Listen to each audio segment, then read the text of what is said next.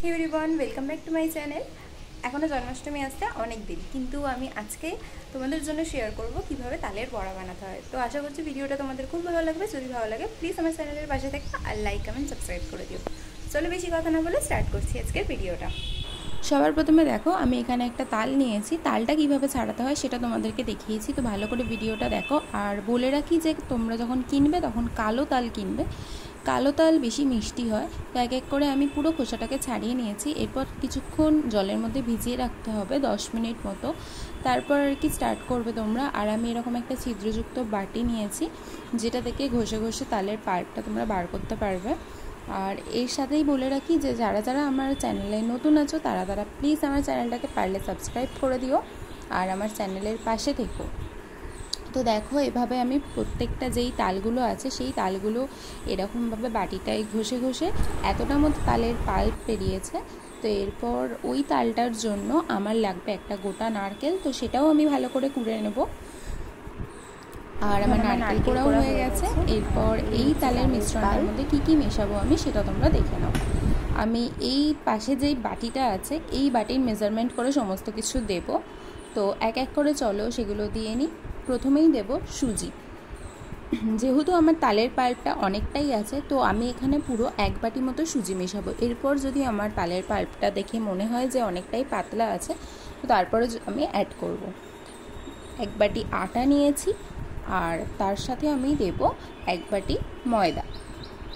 তার আগে চলো দিয়ে দিই এই নারকেল কোড়াটা। প্রথমে আমি হাফ দিয়েছিলাম কিন্তু পরে আমি পুরোটাই দিয়ে দিয়েছিলাম। আর আজকে আমি চিনি ইউজ করব না, আমি আখের গুড় দিয়ে বানাবো, তো আখের গুঁড়ো এতটাই লাগবে। এরপর আমি আর অ্যাড করিনি, আর দিয়েছি সামান্য কিছুটা ময়দা। তো এটাকে ভালো করে আগে মিশিয়ে নিই।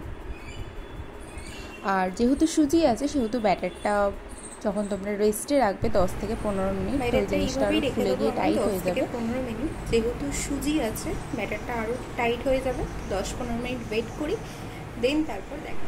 10-15 মিনিটের জন্য এখানে আমি ঢাকা দিয়ে রেখে দিলাম। এরপর এর মধ্যে সামান্য কিছুটা আমি নুন অ্যাড করব। যেহেতু চিনি আছে তো ব্যালেন্স করার জন্য একটু নুন অ্যাড করলাম। তো আবারও ভালো করে তালের পাল্পটাকে ভালোভাবে মিশিয়ে নেবো। আর এরপর হচ্ছে ভাজার পালা। তো আর এটা আমার প্রচণ্ডই পাতলা লাগছিলো, তার জন্য আমি একটু ময়দা অ্যাড করেছি পরে। তো এরপরে কড়াই বসিয়ে দিয়েছি আর তার মধ্যে দিয়েছি সাদা তেল। তো আস্তে আস্তে ভিডিওটা এনজয় করো।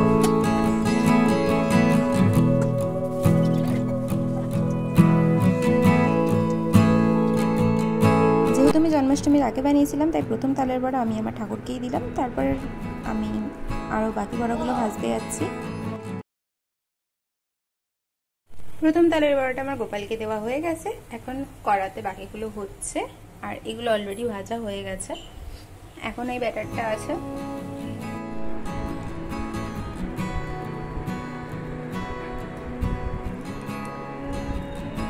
এসব করতে করতে আমার এখন সন্ধ্যে 7টা বেজে গেল। সেই 4টে থেকে জোগাড় করছি আমি। আর প্রথম জন্মাষ্টমীতে তাল এনে প্রথম বড়াটা আমি গোপালকে দিয়েছি। জন্মাষ্টমী এখনো আসেনি যদিও, আগের বছর তো আমি তালের বড়া করতেই পারিনি, তালের এত দাম 300 টাকা 400 টাকা। তো এই বছর আমি ভেবেছি জন্মাষ্টমীর আগেই গোপালকে আগে দিয়ে দিই, তারপর আমরা সবাই তো খাবো। তো কেমন লাগলো ভিডিওটা জানিও। আর যদি ভালো লাগে প্লিজ লাইক কমেন্ট শেয়ার আর সাবস্ক্রাইব করো আমার চ্যানেলটাকে।